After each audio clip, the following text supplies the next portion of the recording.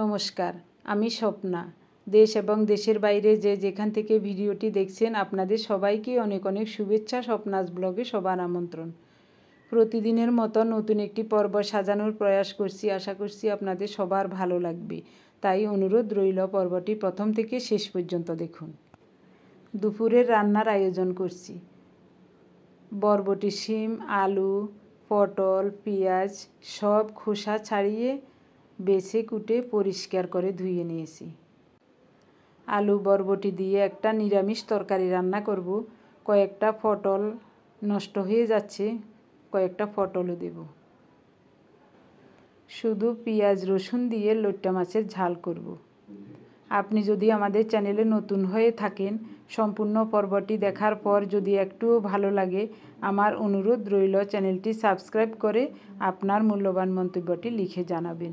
যে কোনো গঠনমূলক মন্তব্য করতে পারেন, কোনো সমস্যা নেই, আমি আপনাদের সকল মন্তব্যের উত্তর দেব। আপনাদের যদি কোনো সমস্যা না থাকে, আপনারা কে কোথায় বসে আমাদের ভিডিও দেখে কমেন্টস করছেন জানাবার অনুরোধ রইল। আলুগুলো এরকম করে কেটে নিচ্ছি, আবার পরিষ্কার করে ধুয়ে নেব। জল দিয়ে কিছুক্ষণ ভিজিয়ে রাখব। আলু বরবটির নিরামিষ তরকারিটা আমার মা যেভাবে রান্না করতেন ঠিক ওভাবেই রান্না করব।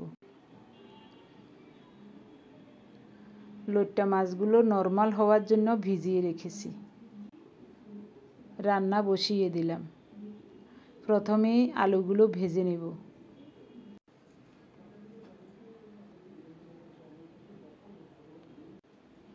ঢাকা দিয়ে নেড়ে চেড়ে আলুগুলো লাল লাল করে ভেজে নেব।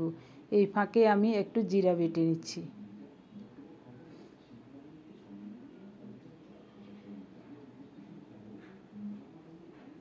জিরা বাটা হয়ে গেছে।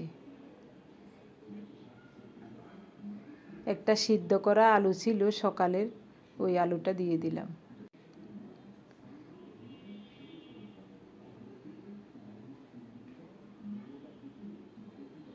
আলুটা লাল লাল করে ভাজা হয়ে গেছে।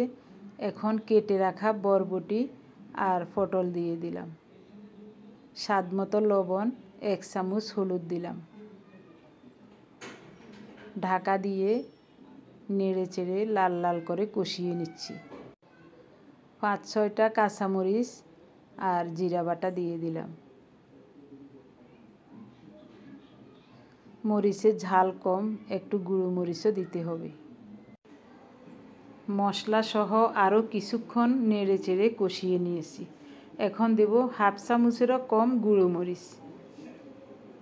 ভালো করে কষানো হয়ে গেছে। সিদ্ধ হওয়ার জন্য একটু জল দিচ্ছি। 5-6 মিনিটের মতো ঢেকে রান্না করার পর খুব সুন্দর মতো তরকারিটা সিদ্ধ হয়ে গেছে। এখন ফোড়নে দেব। তেল গরম হওয়ার পর গোটা জিরা ফোড়নে দিলাম। জিরাটা লাল লাল হলে তরকারিটা দিয়ে দেব।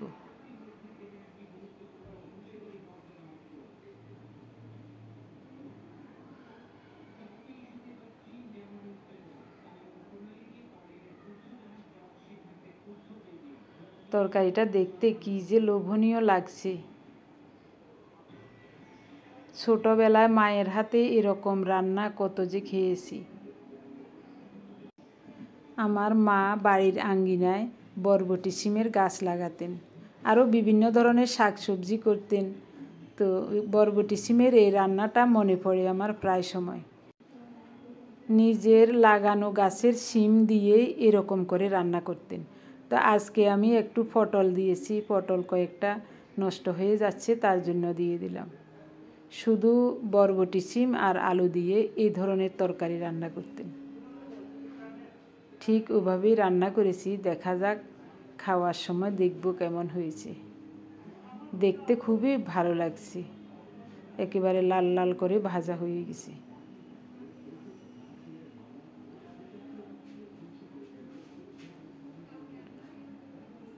এখন লইট্টা মাছগুলো মেখে নেব। লইট্টা মাছগুলো তাজাও আছে আর বড় বড় সাইজের।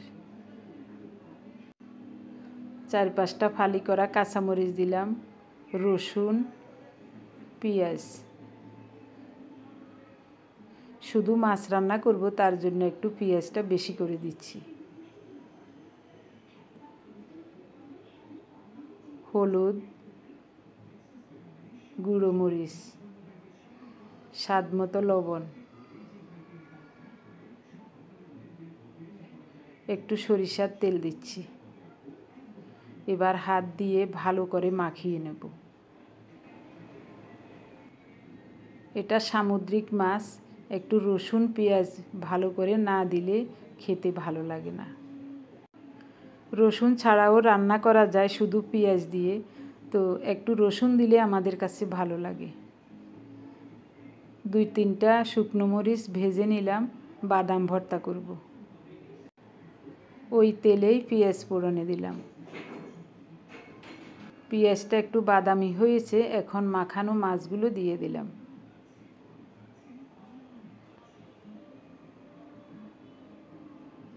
নেড়ে চেড়ে ফোড়নের সাথে মাছগুলো সুন্দর করে মিশিয়ে দিচ্ছি।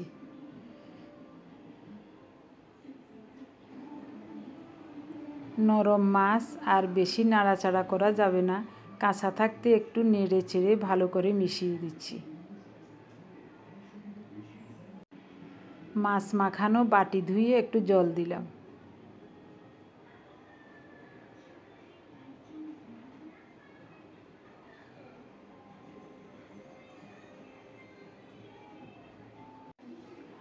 আর নাড়াচাড়া করব না, এবার ঢাকা দিয়ে 8-10 মিনিটের মতো রান্না করব অল্প তাপে।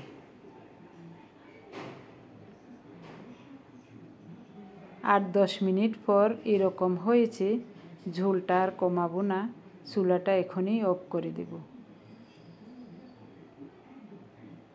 মাছ রান্না হতে হতে আমি রান্নাঘরে সব ধুয়ে মুছে গুছিয়ে নিয়েছি। চুলাটা অফ করে দিলাম, এখন নামাবো। সবার শেষে এখন বাদাম বাটা করব। চীনা বাদাম ভেজে খোসা ছাড়িয়ে রেখেছিলাম, তো এখন বাটা করব।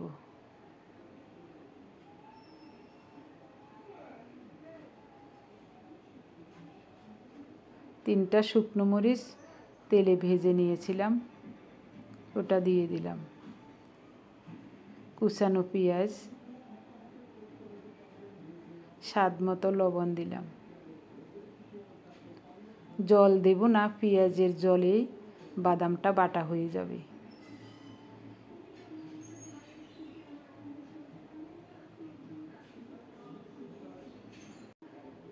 অনেক দিন পর বাদাম বাটা করছি, তো বাদাম বাটা খেতে আমাদের কাছে খুব ভালো লাগে। গরম ভাতের সাথে বাদাম বাটা খেতে খুবই ভালো লাগে, শুধু এইটা দিয়েই ভাত খেতে মন চায়। আজ একটু বেশি করে করছি, রিয়াও খুবই পছন্দ করে এসব, তো একটু বেশি করেই করেছি। বাটা হয়ে গেছে, উঠিয়ে নিচ্ছি।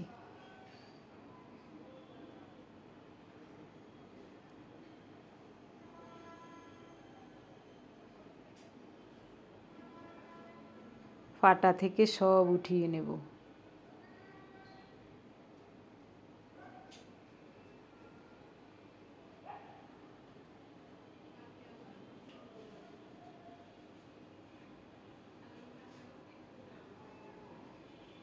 হয়ে গেছে, এখন আমাদের খাওয়া দাওয়ার পালা। রিয়াকেও খাবার দিয়েছি, ও সোফায় বসে খাচ্ছে আর টিভি দেখছে। প্রথমেই আমরা নিম পাতা মাখানো দিয়ে খাবো। তো কিছুটা নিম পাতা শুকনো খোলায় মচমচে করে ভেজে নিয়েছি, হাত দিয়ে গুঁড়ো করে, একটা শুকনো মরিচও দিয়েছি ওখানে ভেজে, তো আর একটু সামান্য লবণ সরিষার তেল দিয়ে মেখে নিয়েছি। গরম ভাত নিম পাতা মাখা দিয়ে খেতে খুবই চমৎকার লাগে।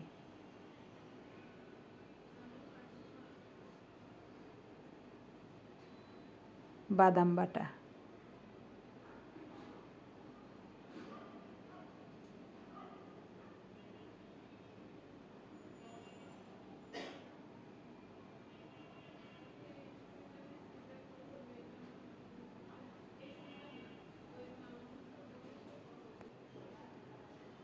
রিয়া বলছে, মা বাদাম ভর্তা দিয়ে খেতে খুব ভালো লাগছে। তো আমি বলেছি লাগলে আরও নিও, আরও আছে।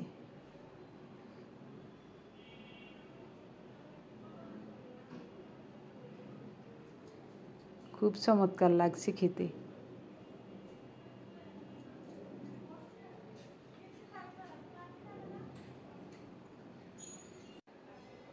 আসল কথা হলো, পেটে যদি ক্ষুধা লাগে সব কিছুই ভালো লাগে, আর মুখে রুচি থাকলে যে কোনো তরকারি দিয়ে খেতে খুব ভালো লাগে। তো আমরা তো সকাল থেকে খাই না, রাতেও তেমন কিছুই খাই না, এই কারণে দুপুরের খাবারটা খুবই ভালো লাগে আমাদের কাছে। খুব মনোযোগ দিয়ে এই খাবারটা আমরা গ্রহণ করি।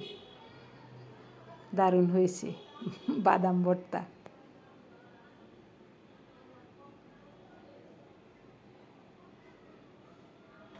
সাথে একটু কাঁচামরিচ নিচ্ছি, চমৎকার লাগছে।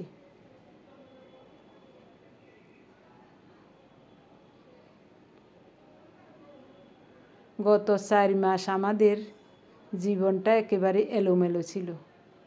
একজন এই জায়গায়, একজন ওই জায়গায়।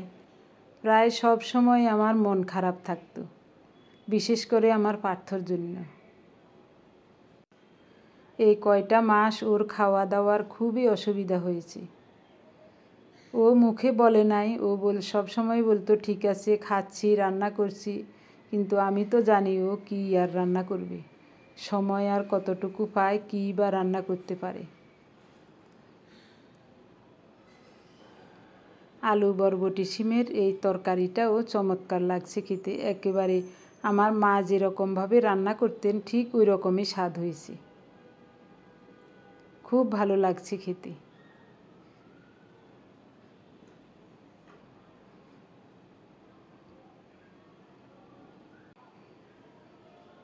নিরামিষ তরকারিটা রাতের জন্য বেশি রাখবো না, রিয়া আর পার্থ খাবে রাত্রে, অল্প একটু রেখে পুরাটাই আমরা খেয়ে নিলাম।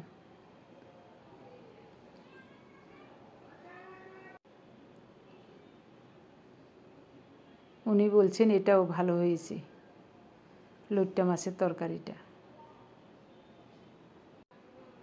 ঘরে ফ্যান চলছে, টিভি চলছে, খুবই শব্দ, এ কারণে আমি আপনাদেরকে ওই শব্দটা শোনাচ্ছি না। আজ ভীষণ গরম পড়ছে।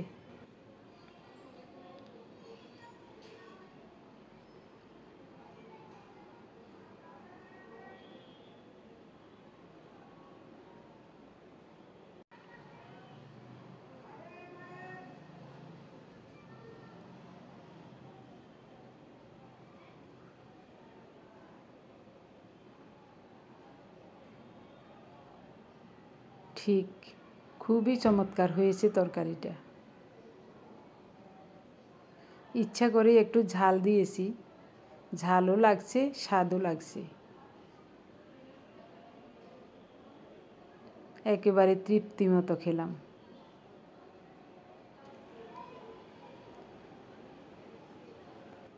খাওয়া দাওয়া সেরে নিয়ে এখন আমি ছাদে আসলাম কাপড়গুলো মেলতে।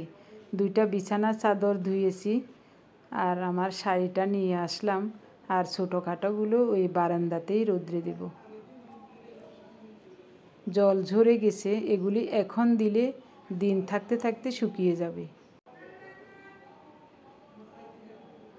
ছাদে আসার সাথে সাথে শরীরটা একেবারে ঠান্ডা হয়ে গেল, খুব হাওয়া।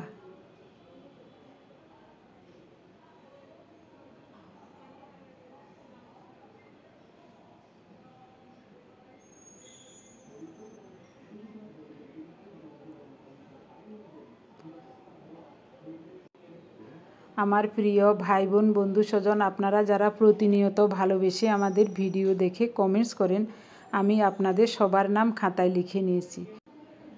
গতকালের ভিডিও দেখে প্রথমেই কমেন্টস করেছিলেন শিখা সিনহা রয় কলকাতা থেকে, তারপর সোমা দে কলকাতা বাঙ্গুর এভিনিউ থেকে, পম্পা দে ইসাপুর লেলিননগর থেকে, বনানী ব্যানার্জি মুর্শিদাবাদ থেকে, রানু বেগম ইতালি থেকে, সুমন্তরা সেনাপতি, মল্লিকা ঘোষ শিলিগুড়ি থেকে, কুণ্ডন সাহা কলকাতা যাদবপুর থেকে, সুমন শীল সৌদি আরব থেকে, আপনাদের সবাইকে অজস্র অজস্র ধন্যবাদ, অভিনন্দন এবং কৃতজ্ঞতা জানাই। আপনারা যারা প্রতিনিয়ত ভালোবেসে আমাদের ভিডিওগুলি দেখে যাচ্ছেন, আপনাদের সবাইকে জানাই অজস্র অজস্র ধন্যবাদ, অভিনন্দন এবং কৃতজ্ঞতা। এভাবে সবাই আমাদের সাথে থেকে স্বপ্নাস ব্লগ চ্যানেলটি এগিয়ে নিয়ে যাবেন আশা করছি। আপনাদের একটা লাইক, একটা কমেন্টস আমার কাছে অনেক মূল্যবান। আমি জানি আপনারা আমাদেরকে অনেক ভালোবাসেন, আমরাও আপনাদেরকে অনেক ভালোবাসি। সেই আবদার থেকে বলছি, সম্পূর্ণ পর্বটি দেখার পর যদি একটুও ভালো লাগে, অন্তত একটা লাইক দিয়ে আমাদের চ্যানেলটি আরও অনেকের কাছে পৌঁছানোর ব্যবস্থা করুন। আমি আপনাদের কাছে চিরকৃতজ্ঞ থাকব। এমনিতেই আপনাদের কাছে আমার কৃতজ্ঞতার শেষ নেই। ভিডিওটি আর বড় করব না, এখানেই শেষ করব। সবাই ভালো থাকুন, সুস্থ থাকুন। দেখা হবে আগামী পর্বে। ধন্যবাদ সবাইকে। ছাদে আসলে আমার এদিক সেদিক তাকাতে খুবই ভালো লাগে।